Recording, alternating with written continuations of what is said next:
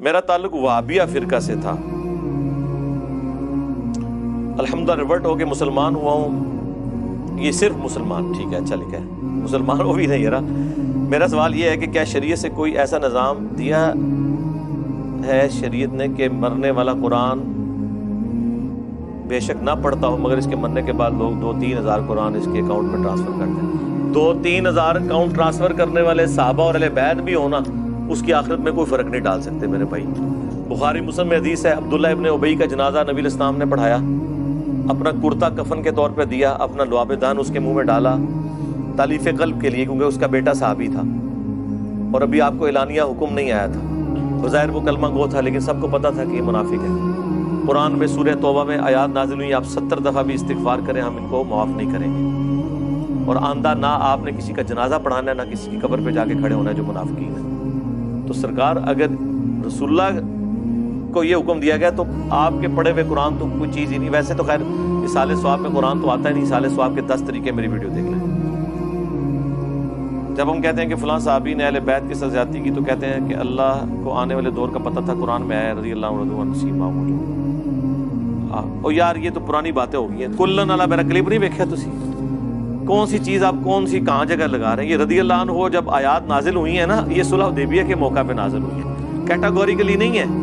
Categorically جو چیز آئی ہے وہ سورہ التوبہ کے اندر آئی ہے کہ صحابہ کے 3 گروہ ہیں، اہل ایمان ہے سابقون الاولون من المہاجرین والانصار، اس کے بعد جو پکے منافق ہیں جن کو اے نبی تم نہیں جانتے، تمہارے ساتھی نہیں جانتے، ان کو اللہ جانتا ہے، تیسرے ملے جلے اعمال کرنے والے. سب کے لیے رضی اللہ عنہ نہیں ہے، ہم تو سب کے لیے دعائیہ کلمات کہیں گے. رضی اللہ عنہ کے 2 معنی ہیں، اللہ ان سے راضی ہو، اللہ ان سے راضی ہوا. جن سے راضی ہوا وہ ڈیفینیٹلی وہ لوگ ہیں جن کے بارے میں آیا. باقی جو ہے کلم وعد اللہ الحسنہ، تو ظاہر ہے یہ وعد اللہ الحسنہ انہی کے لیے ہے جو مرتے دم تک ان اعمال کے اوپر اس کریکٹر کے اندر فٹ ان رہے. ورنہ ہم ایک معصومانہ سوال کرتے ہیں کہ رسول اللہ اپنی زندگی میں جن کو صحابی چھوڑ کے مرے ہیں ان کو تو کم از کم رضی اللہ عنہ رہنا چاہیے تھا نا. تو بخاری مسلم میں موجود ہے کہ رسول اللہ کی وفات کے بعد قبائل مرتد ہو گئے اور حضرت ابوبکر نے ان کے خلاف قتال کیا.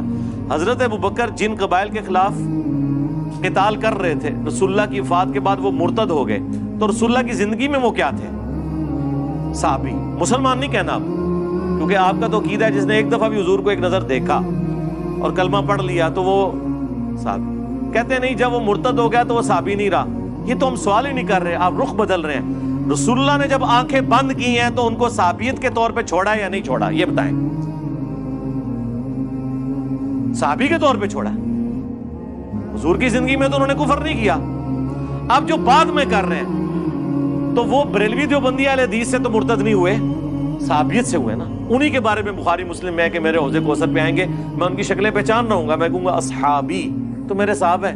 مجھے بتایا جائے گا آپ کے بعد یہ دین سے الٹے قدم پھر گئے تھے، انہوں نے دین میں بدعتیں جاری کر دی تھی. آپ نے فرمایا میں کہوں گا سحقن سحقن لمن غیر بعدی، سحقن سحقن لمن بدل بعدی. ان پہ پھٹکارو، ان کو مجھ سے دور کر دو جنہوں نے میرے بعد میرے دین کو بدل دیا.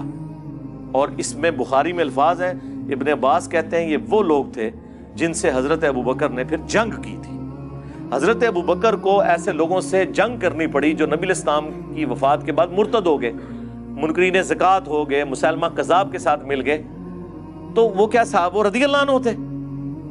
قرآن تو مکمل ہو چکا تھا نا. نبی علیہ السلام کے بعد تو کوئی قرآن ایسا نازل نہیں نہ ہوا، وہی کا سلسلہ تو ختم ہے. تو حضور تو اپنے زمانے میں اگر رضی اللہ عنہ کا مطلب آپ جو لے رہے ہیں اس کے مطابق وہ سارے رضی اللہ عنہ تھے، تو کدھر گئے؟ یہ وہ چیزیں ہیں جو ٹیکنیکلی اہل سنت کے ائمہ کو، محدثین کو پتہ ہیں، انہوں نے کتابوں میں واضح کی ہیں. لیکن بعد والے لوگوں نے شیعہ کی ٹسل کے اندر یہ باتیں چھپائیں.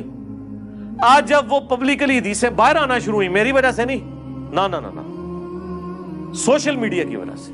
میں تو جواب دے رہا ہوں، ذاکر نائک کو میں نے تو انگلی نہیں کرائی تھی کہ تو یزید کو رضی اللہ عنہ کہے 2009 میں. اس نے کہا نا، میں نے تو جواب دیا. اس وقت یہ سارے وہابی دیوبندی اور اہل حدیث اور بریلوی یہ کہاں مرے پڑے ہوئے تھے، اس کو جواب کیوں نہیں تھے دے رہے؟ جب میں نے جواب دیا تو اس کو چھوڑ کے میرے پیچھے پڑ گئے. میرے پیچھے اس لیے پڑے تاکہ اپنے فرقیاں دی منجی ٹھکوان. پھر میں نے ان کو آر تک چھوڑ کے آیا. میں کہ پھر تک لینے یزید کتوں آیا سی، جتوں نکلیا سی نا یزید اتھے تک پھر میں پہنچیا.